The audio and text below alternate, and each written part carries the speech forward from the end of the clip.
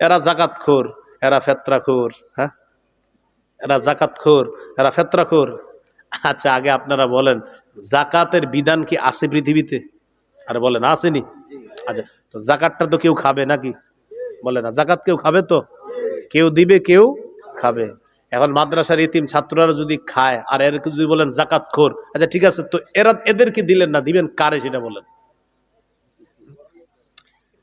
জাকাত একটা হলো দিবেন, আর একটা হলো খাত। এখন যে যাদেরকে বললেন খোর, তো এতিমরা খাইলো বললেন খোর, তো ঠিক আছে এতিমরা না, তো এখন কি আপনারে দিমু? জাকাতের বিধান কার? আল্লাহ। আচ্ছা, তো এই জাকাতের বিধান আল্লাহর। জাকাত এক শ্রেণীর অসহায় গরিব, তারা খাবে, তাদের জন্য এটা আল্লাহ বরাদ্দ রাখছে। এখন এদেরকে বললেন কি এরা জাকাতখোর, এরা, ঠিক আছে ভাই যা কিছু বলেন, তবে আপনাদের এই পথভ্রষ্টতাকে কিন্তু আর ছাড় দেওয়া হবে না। এইগুলা বলার পরে মনে করছেন আলেম ওলামারা থেমে যাবে না। দাওয়াত ও তাবলীগকে কেন্দ্র করে গুমরাহি আর পথভ্রষ্টতা আর হকের রাস্তা, যেটা এই দুইটা সম্পূর্ণ এখন স্পষ্ট। যারা ওলামায়ে কেরামের বিরোধিতা করবে, নিঃসন্দেহে তারা পথভ্রষ্টতার মধ্যে থাকবে। এই জন্য ওলামায়ে কেরামের কথা মেনে নেওয়া, এটার মধ্যে সৌভাগ্যের লক্ষণ আছে। মেনে না নেওয়া এখানে হতভাগা হওয়ার লক্ষণ। 2-4 জন আলেম ভুল করতে পারে, লাখ লাখ আলেম ভুল করবে না, এটা একটা সত্য কথা। আল্লাহ আমাদেরকে বোঝার তৌফিক দান করেন। 2 ফেব্রুয়ারি 31 জানুয়ারি ইনশাল্লাহ এই ঠিকটা বাস্তবায়ন করবেন টঙ্গীতে যাওয়ার পরে। আবার বলেন ঠিক। আল্লাহ তৌফিক দান করেন। তাহলে আবুল আহাবের কয় অবস্থা জানলাম? মোট 7 অবস্থা। কয় অবস্থা? 7 অবস্থা। আল্লাহ তাআলা বলেন, তাব্বাত ইয়াদা আবি লাহাবি ওয়া তাব।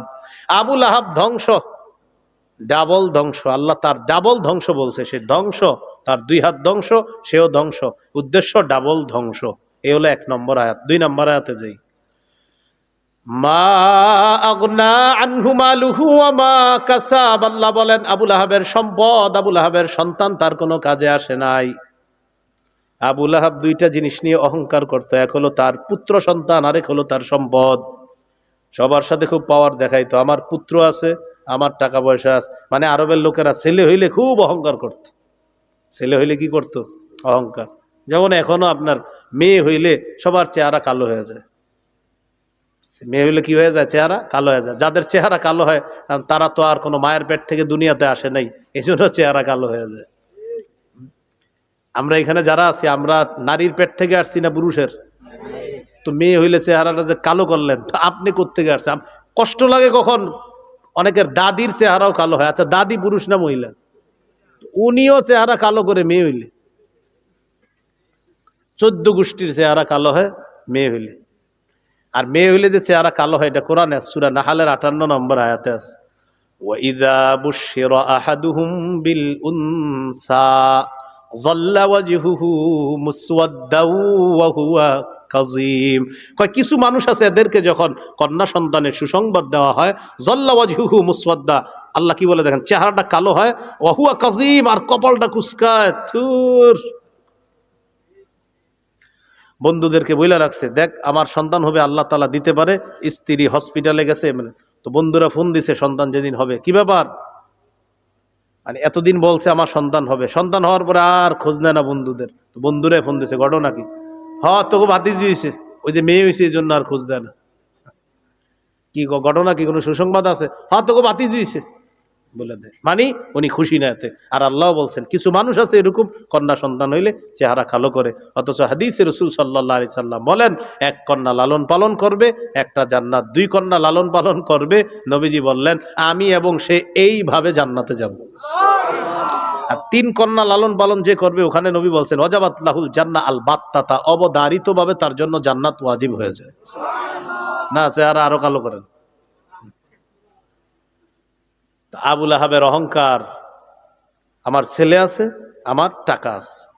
তো আল্লাহ কি বললেন দেখেন, মা আগনা আনহু মালুহু ওয়া মা কাসাব। আবুল আহাবের সম্পদ, আবুল আহাবের সন্তান তার কোনো কাজে আসে নাই। ঘটনাটা কি? বদর যুদ্ধের 7 দিন পর আবুল আহাবের গলার মধ্যে গুটি বসন্তের রোগ হয়। বদর যুদ্ধে কাফেররা শোচনীয় পরাজয় বরণ করার পর 7 দিন পর আবু লাহাবের গলার মধ্যে গুটি বসন্তের রোগ হয়। গলায় বসন্তের রোগ হওয়ার পর সন্তান যারা আছে ছেলে, তারা চিন্তা করতে লাগলো এটা তো ছোঁয়াচে রোগ, আমাদের গায়ে আসতে পারে। মানে আরবরা কুসংস্কার ছিল একটা, যে বসন্তের রোগ যার শরীরে হইতো তার থেকে তারা দূরে থাকতো। তাদের ভুল বিশ্বাস ছিল যে বসন্তের রোগ হয়েছে আমার গায়ে হতে পারে। যে ছেলেদেরকে নিয়ে গর্ব করত, ছেলেরা এখন পেরেশানির মধ্যে বইরা গেছে, কিরে আব্বার বসন্ত রোগ হয়েছে, আশেপাশে থাকা যাবে না, খালি দূরে দূরে থাকে আর বাবার এই অসুস্থতার পিছনে টাকা পয়সাও খরচ করে না। আল্লাহ বলেন মা আগনা আনহু মালুহু, সম্পদও কাজে আসলো না, অমা কাসাব, ছেলেরাও কাজে আসলো না। মা কাসাবের তাফসির হলো অমা কাসাবা মিন ওয়ালাদ, তার যে সন্তান কামাই করছে আল্লাহর থেকে, এই সন্তানও কাজে আসে নাই। বসন্তের রোগে মারা গেল আবু লাহাব। মারা যাওয়ার পর ছেলেরা পালায় গেছে। কেন পালাইছে? ওই লাশ এটারে ধইরা কে মাটির নিচে পুঁতবে, মানে লাশটা তো ধরতে হবে কোথাও, এই জন্য ছেলেরা পালাইছে। ধরা যাবে না, ধরলে এমনি আমরা টেনশনে আছে আমগো গায়ে রোগ আসে কিনা, ধরলে তো আইসেই যাবে, এটা তাদের আকীদা। ছেলেরা পালায় গেছে। বলেন ছেলেরা কি করছে? আবু লাহাবের অহংকার ছিল কাদেরকে নিয়ে? ছেলেরা কোথায় গেছে? হ্যাঁ, পালায় গেছে। 3 দিন পর্যন্ত লাশ পচছে। পচার পর পচা গন্ধ বের হয়েছে, খবর দিছে বাপের লাশ কি করবা। আবু লাহাবের 2 ছেলে আরেকজনের সহায়তায় বাবার লাশটা পাহাড়ের উঁচু ভূমিতে, মক্কার উঁচু ভূমিতে নিয়ে গেছে। যেমন করোনার সময় বড়লোক কুটিপতির সন্তানরা বাপ মারা গেছে, হুজুরে ফোন দিছে, হুজুর আপনার জীবনের তো আরো তো মায়া দয়া নাই, আপনি মরলে কি আর বাঁচলে কি, তাড়াতাড়ি আমার আব্বার লাশ আছে, এটা নিয়ে দাফন করে দেন। করোনার সময় হ্যাঁ, হুজুর মানুষ, আপনি বাইচা থাকলে কি আর মরলে কি, আপনি মরলে মরেন, আব্বার লাশ আছে ওখানে নিয়ে যান। বেটকায় বেটকায় হাসেন আমার না, শিক্ষা নেন না, লজ্জা শরম করে না। করোনার সময় হুজুর করে ছাড়া আর কাউরে ফোন দেয় নাই, খালি হুজুর হুজুর কি। এক এক আলেম 50, 60, 57, 47টা লাশ দাফন করছে এক এক আলেম। এই পরিমাণ আপনার পানিতে হাইটে গিয়া লাশ দাফন করছে, এই পরিমাণ লাশ বাসায় দিছে, কেউ গিয়া ধরে নাই। তা আবু লাহাবের 2 ছেলে আরেকজনরে ভাড়া করছে, তুমি আব্বার লাশটারে কোনো মতে উঁচু ভূমিতে নাও, আমরাও আসতেছি পিছনে পিছনে, কাছে যাবো না কিন্তু যদি রোগ এসে যায়। আল্লাহ বলেন মা আগনা আনহু মালুহু ওয়া মা কাসাব, সম্পদও কাজে আসে নাই, সন্তানও কাজে আসে নাই। উঁচু ভূমিতে নিয়ে একটা গর্ত করছে। গর্ত করে কি করছে আপনার কেমনে দেখাই, এই যে এটা একটা লাঠি মনে করেন, বড় লাঠি দিয়ে দূর থেকে লাশ এমনি ধাক্কাইতে ধাক্কাইতে মাটির ওই গর্তের মধ্যে ফেলে দিয়ে, মাটিগুলাও লাঠি দিয়ে দূর থেকে এইভাবে ধাক্কাইতে ধাক্কাইতে মাটি চাপা দিয়ে কোনো মতে ওখান থেকে চলে আসছে সন্তান। এই জন্য প্রিয় ভাইয়েরা, কঠিন শিক্ষা 2 নম্বর আয়াত থেকে, সন্তান সম্পদ কোনো কাজে আসবে না, ইমান নাই এগুলা কোনো কাজে আসবে না। আবু লাহাবের সন্তান সম্পদ কাজে আসে নাই। 2 নম্বর আয়াত।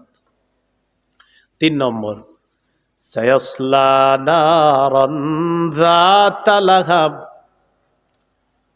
দুনিয়ার মধ্যে আবু লাহাবের সন্তান সম্পদ ইমান না থাকার কারণে কোনো কাজে আসে না। এই মৃত্যুর পর আবু লাহাব লেলিহান অগ্নিশিখায় প্রবেশ করবে, অগ্নিস্ফুলিঙ্গ আগুনে প্রবেশ করবে, নাউজুবিল্লাহ। তাহলে 2 নম্বর আয়াতের শিক্ষা, ইমান ছাড়া সম্পদ সন্তান কাজে আসে না। 3 নম্বর আয়াতের শিক্ষা, ইমান নাই পরকালও বরবাদ। ইমান নাই দুনিয়াও বরবাদ, 2 নম্বর আয়াতের শিক্ষা। ইমান নাই পরকালও বরবাদ, 3 নম্বর আয়াতের শিক্ষা। 1 নম্বর আয়াতের শিক্ষা, আবু লাহাব ধ্বংস, আমার নবীরে ধ্বংসের বদদোয়া করছে, আল্লাহ তাকে ধ্বংস করে দিলেন। 2 নম্বর আয়াতের শিক্ষা, ইমান নাই সম্পদ সন্তান কোনো কাজে আসবে না। 3 নম্বর আয়াতের শিক্ষা, ইমান নাই পরকাল বরবাদ। আল্লাহ আমাদেরকে বুঝার তৌফিক দান করেন। আবু দাউদের হাদিস, 2880 নম্বর হাদিস, قال رسول الله صلى الله عليه وسلم ইদা মাতাল ইনসান ইনকাতা আনহু আমালুহু ইল্লা মিন সালাসা। মানুষ যখন মারা যায় তার আমলের সুযোগ বন্ধ হয়ে যায়, সওয়াবের সুযোগ বন্ধ হয়ে যায়, 3টা বাকি থাকে। 1 নাম্বার সাদাকাতিন জারিয়া, 1 নাম্বার ইল্লা মিন সাদাকাতিন জারিয়া, সদকায়ে জারিয়া। কি বাকি থাকে বলেন তো? 2 নাম্বার আও ইলমিন ইনতাফাউ বিহি, এমন ইলম যে ইলমের মাধ্যমে উপকৃত হওয়া যায়।